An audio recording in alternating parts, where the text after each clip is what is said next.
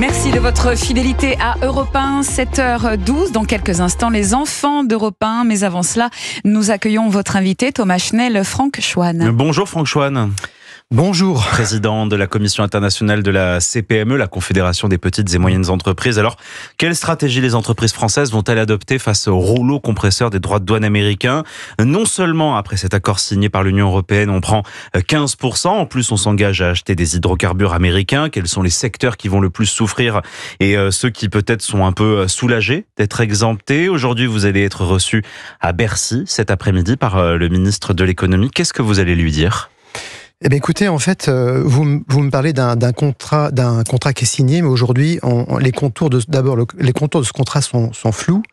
Et le contrat est-il signé ?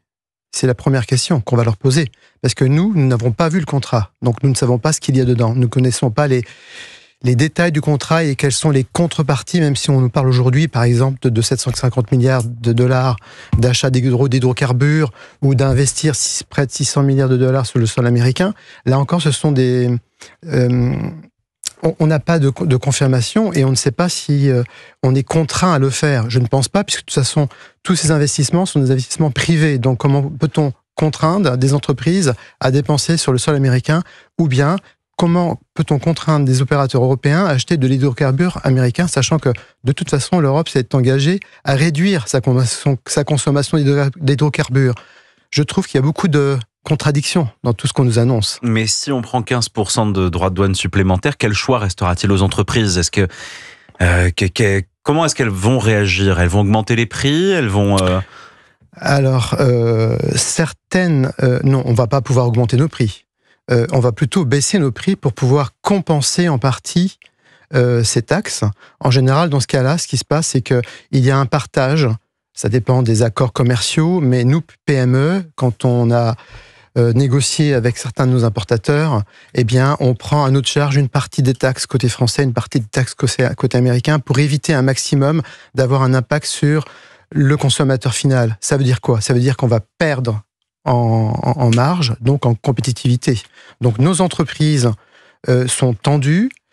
Aujourd'hui, nous sommes très inquiets parce que ça aura de toute façon des conséquences désastreuses sur l'économie française, mais aussi américaine d'ailleurs, parce qu'on oublie de dire que les Américains, Donald Trump fustige qu'il a gagné dans son accord avec l'Europe et qu'aujourd'hui tout est possible, notamment ils vont pouvoir exporter à nouveau massivement leurs produits vers la France et l'Union européenne.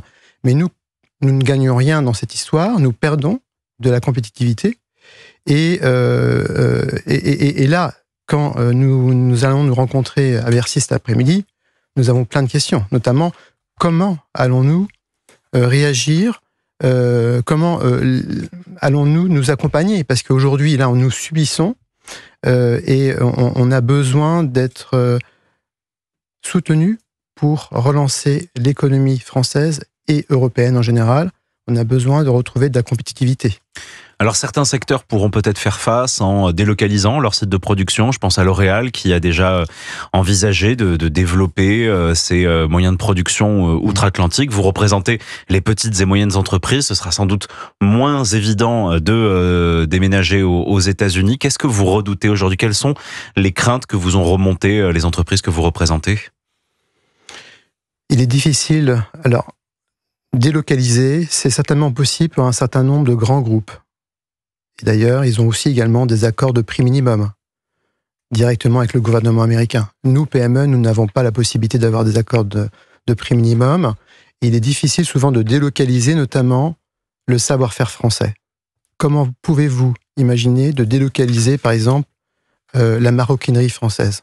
C'est un savoir-faire qui est lié à des humains. Le vin, c'est pareil. On ne va pas pouvoir produire du Bourgogne, du Bordeaux aux États-Unis. Donc, c'est impossible. Il y a plein de produits comme ça dont le savoir-faire est lié déjà au territoire et aux hommes. Donc, non, on ne pourra pas délocaliser les produits d'excellence à la française.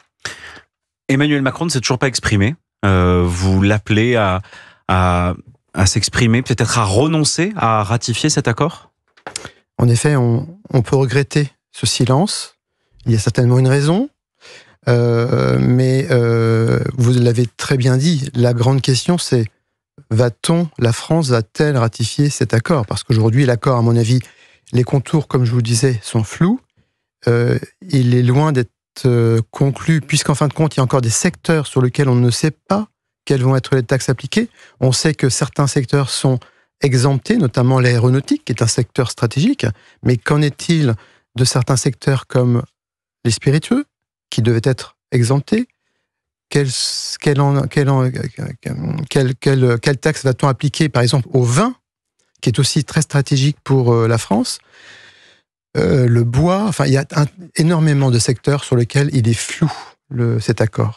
Quand vous voyez ces images de Donald Trump et d'Ursula von der Leyen, la présidente de la Commission européenne, qui se serrent la main, qu'est-ce que vous vous dites? Est-ce que Ursula von der Leyen, finalement, est-ce qu'elle n'a pas à l'esprit l'entrepreneur français quand elle signe cet accord-là? C'est pour ça qu'en fait, d'un côté, on est heureux qu'il y ait un accord parce qu'il faut de la stabilité. Mais d'un autre côté, cet accord n'est pas acceptable. 15%, c'est énorme. Et on voit bien que si vous regardez les communiqués de la Maison-Blanche, ils ont tout gagné. Donc je pense que l'Europe aurait dû être plus ferme. Nous ne sommes pas assez fermes. Il faut des mesures de riposte, de rétorsion? Nous sommes dans un moment où la négociation n'est pas terminée. Parler de riposte, je ne pense pas que ce soit une bonne idée. Demain, nous verrons comment nous allons réagir. Je pense qu'il y a 2 temps. Il y a un temps court où là, il faut trouver un accord.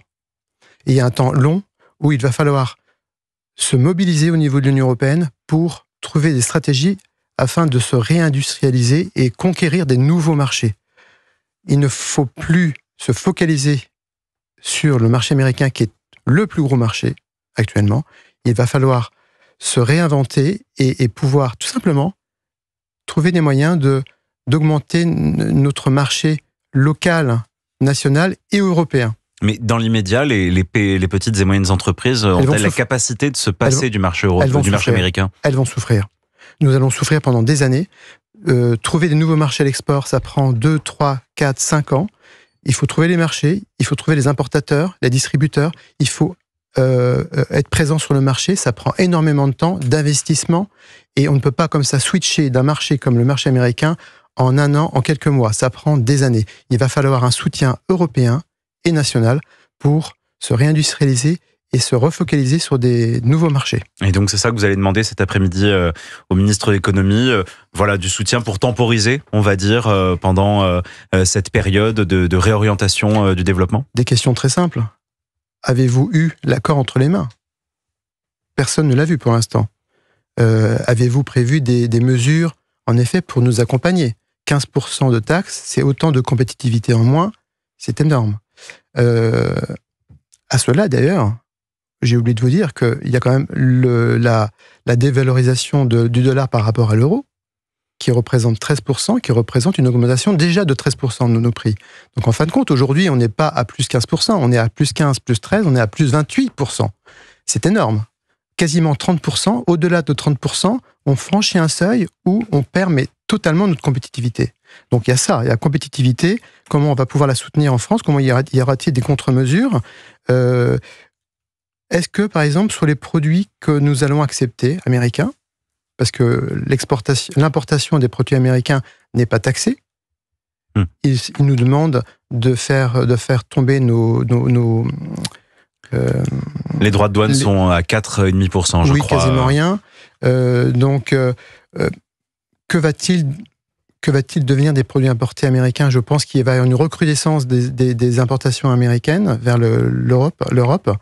Et les normes, apparemment, sont en train d'être aménagées, on dirait, pour le marché américain. Donc, va-t-on renier nos normes européennes au profit de cet accord qui serait là encore plus mauvais?